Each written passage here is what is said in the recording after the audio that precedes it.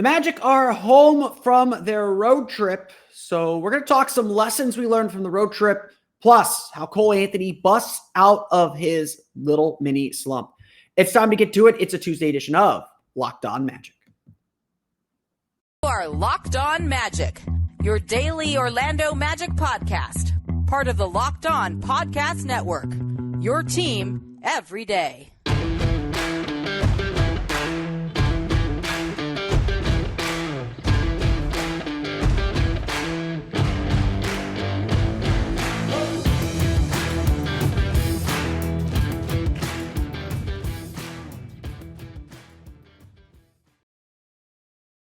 And you are indeed Locked On Magic. Today is January, double check my date here, 17th, 2023. My name is Philip Rossreich. I'm the expert and site editor over at OrlandoMagicDaily.com. Of course, follow me on Twitter at PhilipRR_OMD.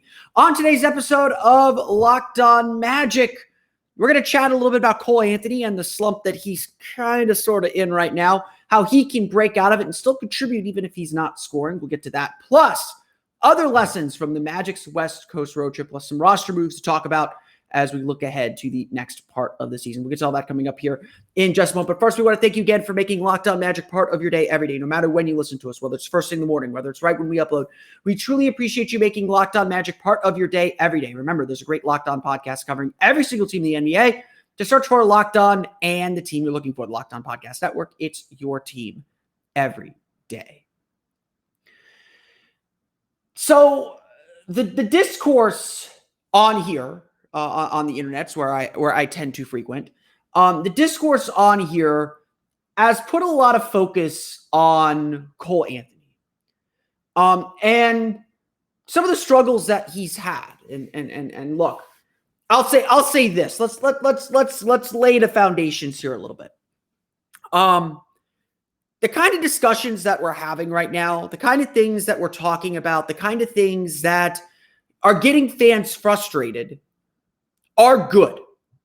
I will push back against some of them, but I will ultimately say and tell everyone, like, look, if you're frustrated that Cole Anthony, whose role is to be a bench scorer, to be someone that comes in, brings energy, and lifts the team up and is able to get buckets off the bench, and he isn't doing that job, the fact that you view that as his job or you view that as a requirement for him is ultimately a good thing, because we want to see these players take that next step.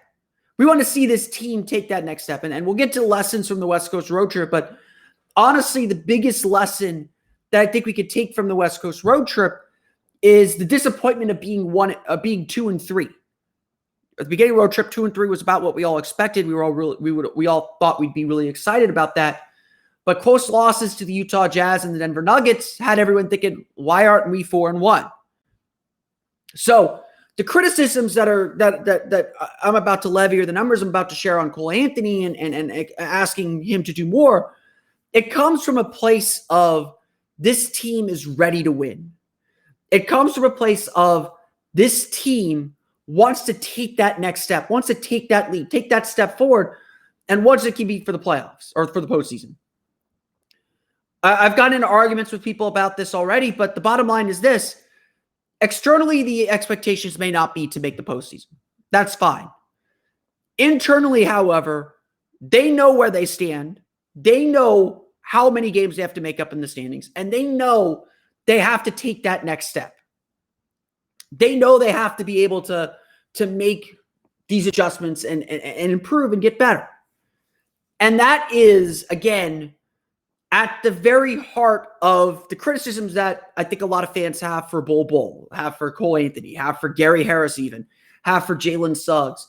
A lot of the criticisms are coming from a place of, we're trying to win. What more can this player do? What more can these players do to help this team win? And guess what? That's all very, very healthy. That's all very, very good. What I would push back against or argue is that, especially because it's the internet, there's always knee-jerk reactions to things. The only thing I would push back against and say, yes, that is the goal. Yes, that is ultimately where the Magic want to be. Yes, that is the internal expectation. But this Magic team is still about development first. It's still about growth and development first. And Orlando wants to see its players grow and get better. And so, one of the big criticisms of Jamal Mosley has been he's stuck with lineups for too long or doesn't call timeouts too soon. A lot of that is by design. A lot of that is to allow players to figure it out, to give them a chance to learn from their mistakes, to learn from their failures. And if that costs you 2 or 3 points, that is the margin between winning or losing a lot of these games with Magic, because they, except for that Sacramento game, they're competitive in every game.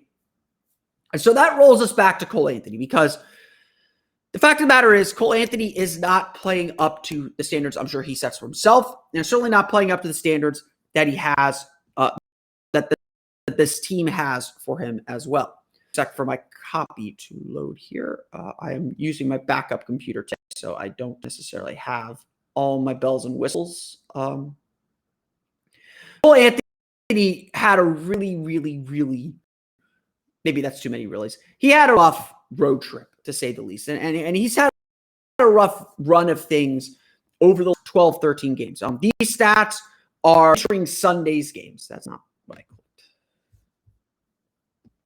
I apologize. I am a little behind on setting myself up here, and my backup computer is awful. Cole Anthony really has struggled over the last 12, 13 games. I'm trying to get the numbers for you here. I have them written down. Again, these numbers will be entering Sunday's game against the Nuggets, if I can get them to load for me.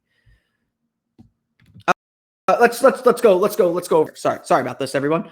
Over the last 5 games, Cole Anthony is averaging just 8.4 points per game, shooting 33.3% from the floor and 27.3% from beyond the arc. The solace is that he does have 4 assists per game against 1 turnover per game. So there's that little hint there. But the bottom line is this: Cole Anthony is out there to score.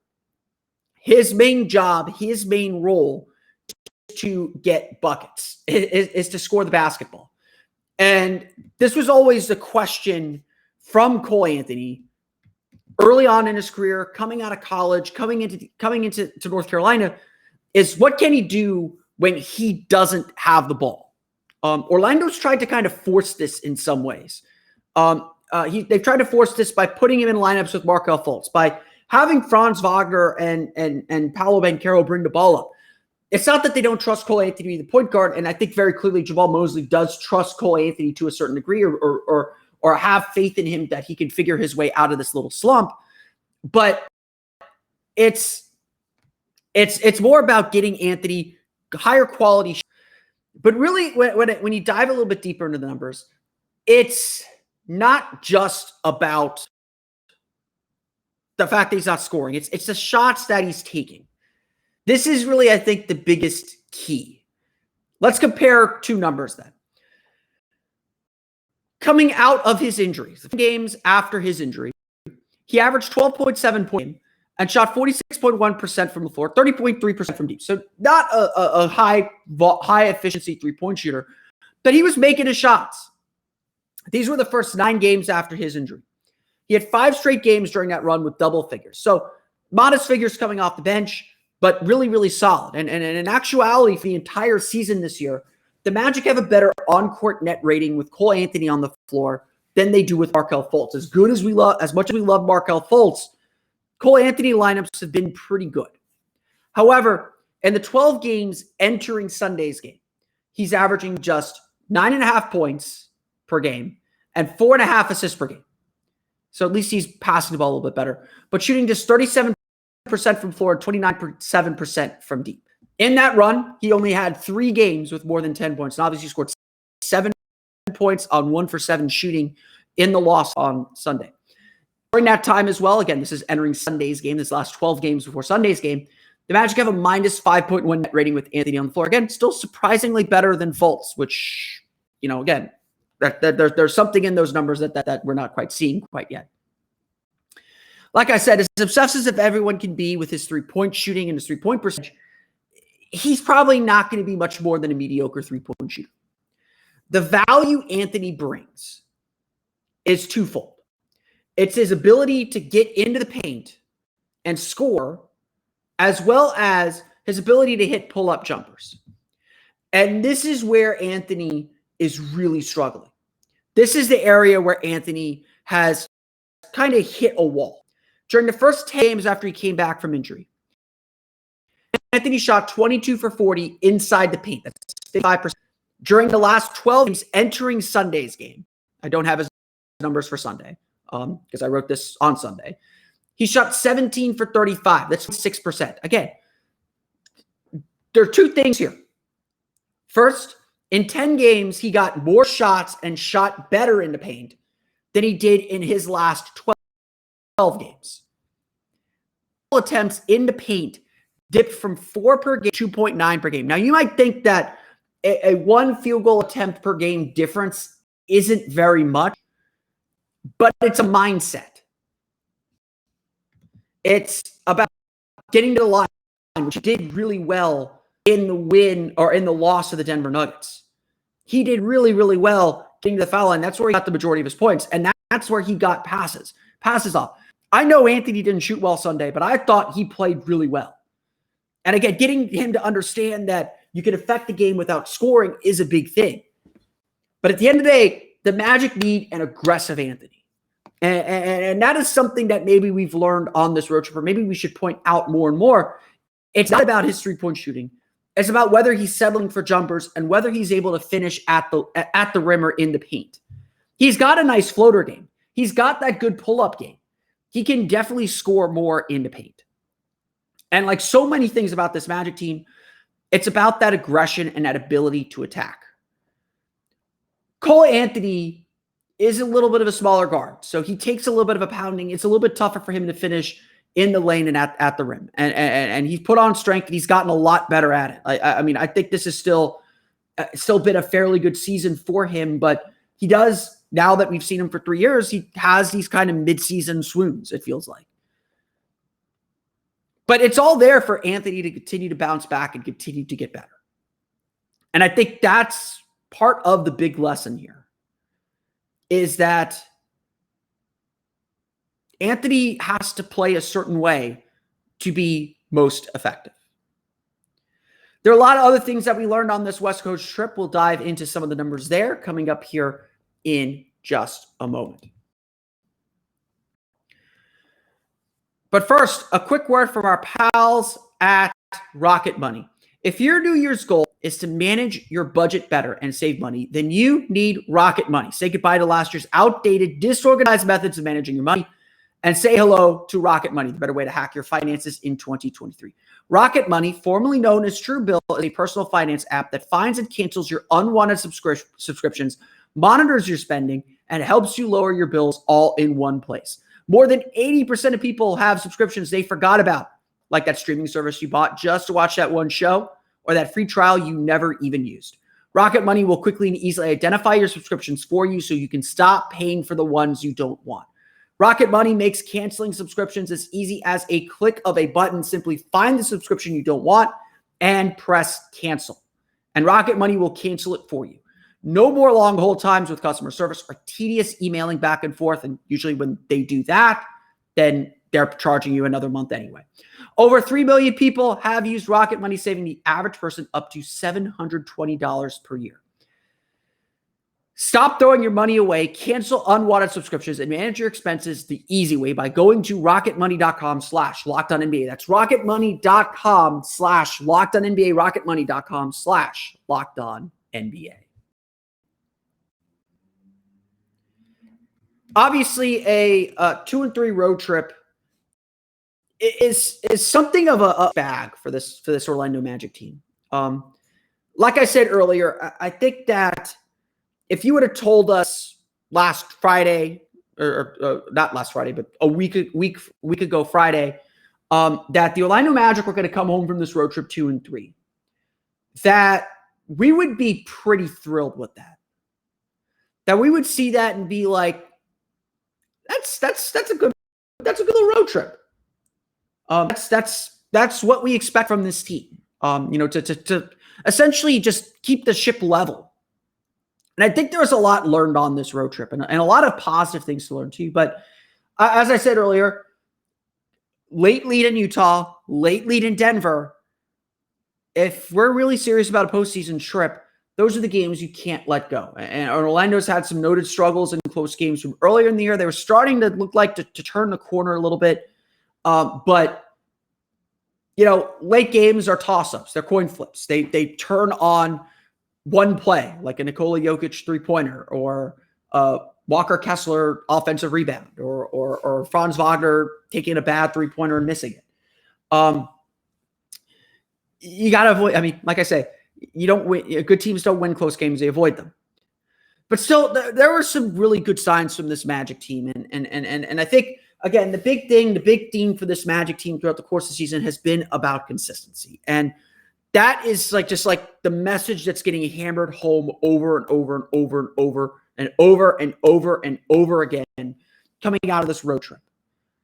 The Magic are a good team. Let's just say it out there. Since Markelle Fultz, since Cole Anthony came back, the team is, I think, 11-8. They're 11-8 over their last 19 games. And again, that's not anything to write home about. We're not about to go out there and start planning our championship parade in 2024 or anything like that. But when healthy, with the roster the Magic have, Orlando is a 100 team. Their net rating would suggest that even on this road trip, over their last 5 games, I'm using my backup computer, so I'm a little slow today. I apologize for any technical issues as well. For the Magic's last 5 games, they're 2-3, but they have a net rating. Their net rating is minus 2.8, so they probably outperformed their record a little bit. But this is a team that's been probably by net rating playing a little bit below 500. But they're piling up wins more recently now. I think we're at a point with this Magic team where we enter games believing they can win. Where it's not simply the Magic have to play well to win. I think there's still a pretty sizable gap for them to get to. But the issue for the Magic isn't whether they can win anymore. It's whether they're going to do the things they need to do to win. The theme coming out of this road trip is consistency. We saw the Magic play perhaps one of their best overall performances in San Francisco against the Golden State Warriors to open this road trip. One of the just absolute best games they played all year. I don't think there's much debate on that. Even without Steph Curry and Klay Thompson, I think a lot of people tried to downgrade that win because of that, but it was still a really, really, really good game. Then there was the loss at Sacramento was kind of a no-show where the team didn't play with any of the defensive consistency or defensive effort that they played on Saturday night. They come back on a back-to-back, beat Portland with a much better defensive effort, and then you get 2 just utterly inconsistent efforts where the Magic get outworked on the glass in both Utah and Denver, but they rally, they make key stops, they string together long stretches of good defense to get themselves back in the game and give them a real chance to win. Both the Denver games and the Utah games probably should have been blowout losses with the way that the Magic played earlier in those games. But the way they finished those games, the way they rallied late in the game, the way that they competed, they've certainly shown they are capable of winning games. And again, consistency is going to be the theme of the season.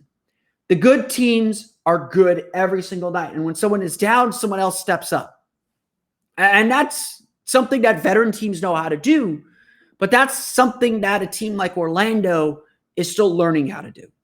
And that much is just abundantly clear, that Orlando still has a lot of learning to do. It's a lot of those pieces are there. I think if we learned anything coming out of this West Coast road trip, it's that we can clearly see what this team can be, who this team can be, and to some extent, what this team still needs to be competitive. It's not just about veterans; it's about skills. It's waiting to see if the Magic's guard situation can clean itself out. Obviously, there's a fresh batch of Fred VanVleet rumors with people either believing the Magic are going to go after Fred VanVleet or believing the Magic need a guard, have money, and can chase him in the offseason. Everyone knows what the Magic need right now. And so the Magic obviously still have work to do. Obviously, the Magic still need to continue to get better and continue to improve. This road trip showed what they are capable of and how far they still kind of have to go. We will be hammering this point home over and over again for the rest of the season. The Magic need to get to a point where they're playing at a consistent level of effectiveness every night, especially on defense. Like the last half of the season needs to be about making defense their identity. And yeah, being on a West Coast road trip, especially toward the end of it, that attention to detail slips because you're tired, you're on the road, you're not practicing as much. The Magic being able to get two practices, they're scheduled to practice Wednesday and Thursday. The Magic being able to get two practices, that's going to tighten some things up and make them look a lot better for this next upcoming stretch. For the next 6 at home, Orlando, again, we're starting to count wins. We're starting to look and depend on wins. The Magic have to start picking up some wins here. And they got some big ones. Washington on Saturday on the second night of back-to-back, that's a big one. Another game against Boston, that's a tough opponent, but a big one. Indiana on next Wednesday, that's a huge win. That's a huge game that they have to look at winning. They got a back-to-back Miami-Chicago. Both of those games critical for their playoff chase. These next 6 games are going to be really big for this Magic team and whether they can stay in the playoff hunt. But we'll see what this team is made of very, very soon. We're going to chat a little bit about some roster moves the Magic made coming up here. They're small. Calm down, everyone. We'll get to that coming up here in just a moment. Whoops, that's not right. But first, a quick word from our pals at BetOnline. Net is your number one source for sports betting info, news, and analysis this season. Get the latest odds and trends for every professional and amateur league out there, from pro football to basketball to college basketball to anything. They've got it all at betonline.net. Get ready for this weekend's NFL games, of course, with Trevor Lawrence and the Jacksonville Jaguars taking on the Kansas City Chiefs. Can Lawrence continue his amazing Saturday unbeaten streak and score the biggest upset of the year? If you love sports podcasts, you can even find those at BetOnline as well.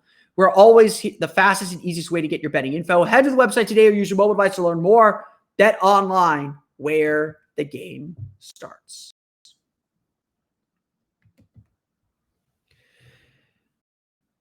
So, going to close shop here pretty quickly.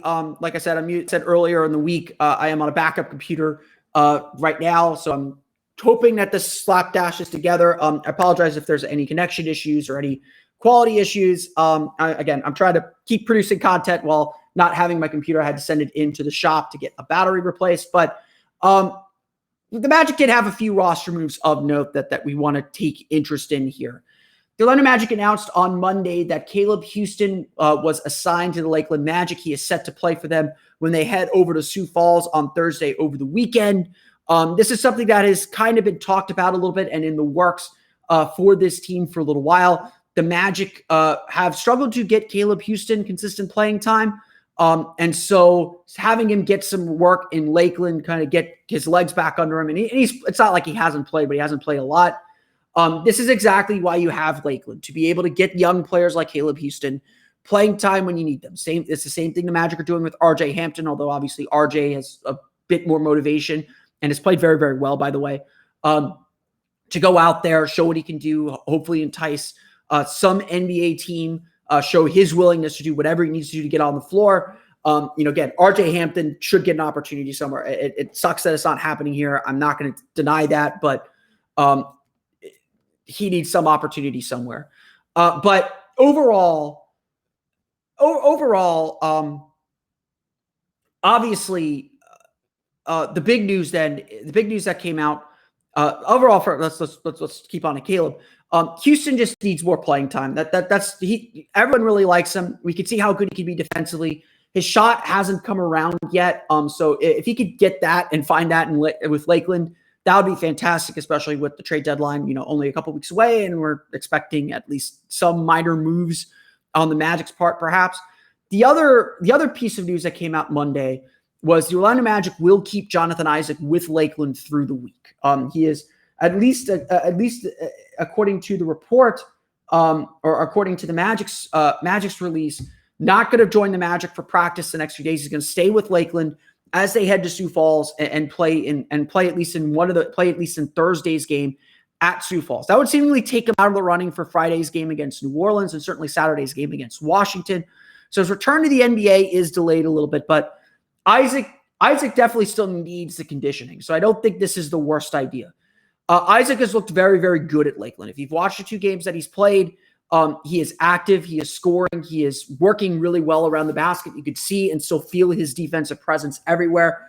You could just tell that he's getting his legs under him. His jumper hasn't quite returned yet. He hasn't been hitting 3-pointers.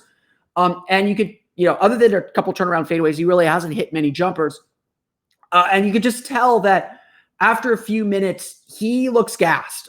He's just a little slow with his reaction time, just not as active, a little slower getting up the court. So the big thing with Jonathan Isaac right now, it's not basketball skill. That's all still there.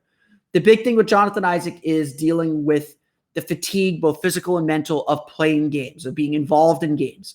And that is not something that you can always work on in practice. There's very limited practice time anyway. Getting him in these games is going to help him build that stamina up. And I think he would tell you that's the big thing that he needs to build on as well.